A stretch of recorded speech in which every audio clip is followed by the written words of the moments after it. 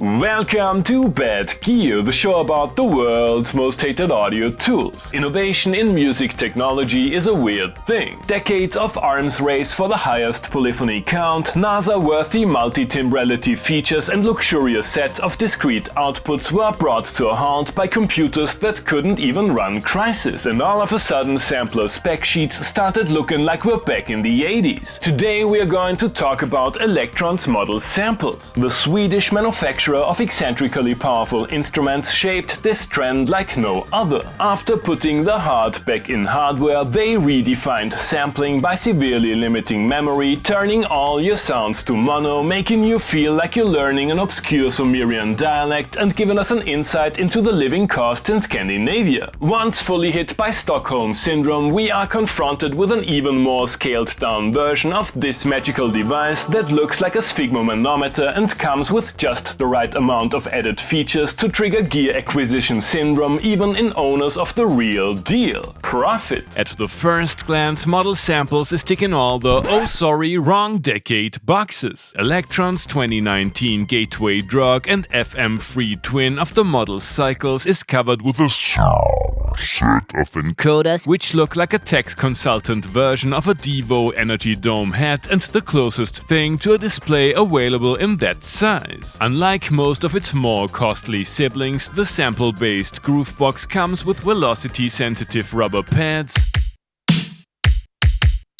which can be used as a modulation source, but are ridiculously hard to play. The 6 monophonic engines offer most of the functionality you would expect from a cheap 80s sample player. Sample length, pitch, a two-phased filter with resonance, cranking track volume introduces distortion, and while the envelope is primitive, you can work around these limitations with a supercharged LFO. There are no additional loop points, but I'm a big fan of the reverb and delay.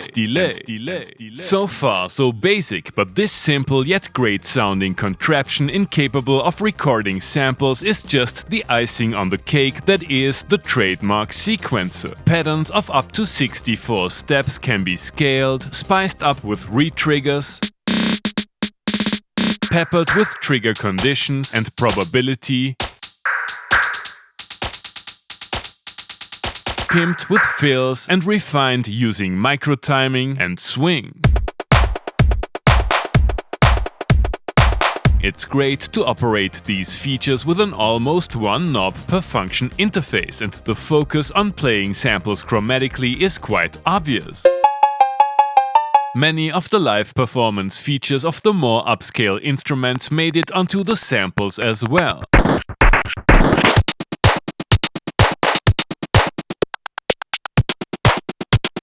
This workflow might seem alien to non-members of the Elektron cult, and yes, there is a learning curve, plenty of shortcuts, and expect a 50-50 chance that you are immune to these spells of Norse wizardry. It's great for trap hi-hats,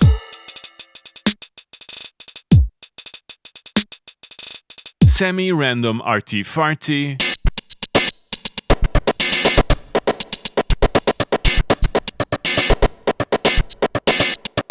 sounds drenched in reverb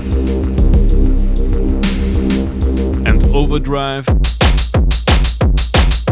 and all kinds of bread and butter beats. Sample handling is very similar to the Digitakt with a few exceptions. It's too retro for my taste, I'm not a big fan of transfer, there's no overbridge, but the device is class compliant. Speaking of communication with the outside world, stereo out isn't great, but doesn't come as a surprise. You will have to sacrifice precious tracks for sequencing external gear monophonically, mini jack MIDI can be switched in polarity, the optional power handle has become a meme, time, and thanks to the great people over at Klangfarbe for lending me one of their floor models. Model samples is one of the easiest and most affordable ways to become a member of the Elektron Club. Is it worth it? Should you get a Digitakt right from the start, or is it better to stay away from all that? You have already heard the groovebox in today's intro tune. Using it as a synth is not my favorite, but totally possible. I wanna know if the factory samples are any good for a quick and dirty lo-fi jam.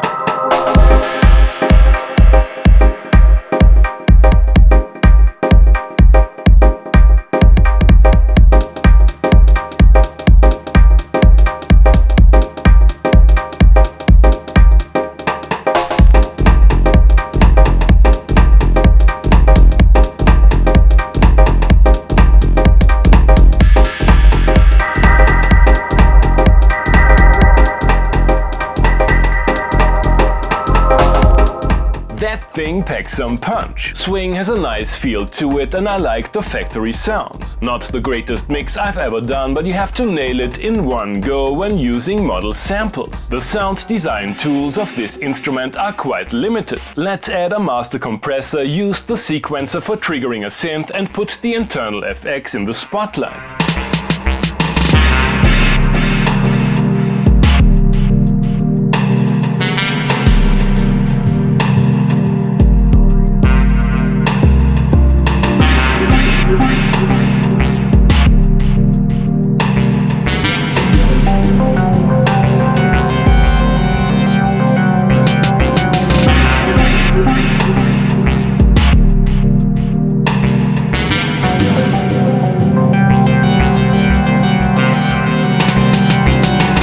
Totally buy an Elektron Reverb pedal. Quite similar to other Elektron devices, the sound is deep and clear, but you have to work the sequencer gimmicks really hard to turn the 6 tracks into a real arrangement. Integrating the groovebox in a computer setup is seriously limited. Let's do it anyway for some chopped and screwed ethereal Scandinavian witchcraft Phonk house.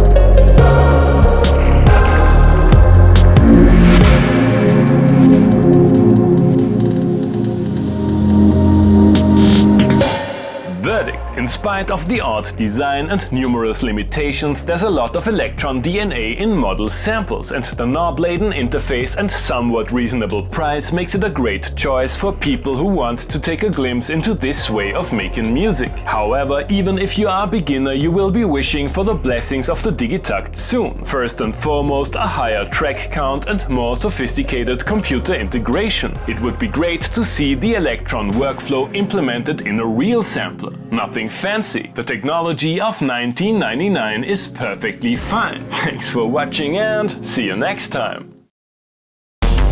Hey guys, I hope you enjoyed the episode. Feel free to like, subscribe, become a patron and leave a comment what other kind of gear you would like to see and hear on the show.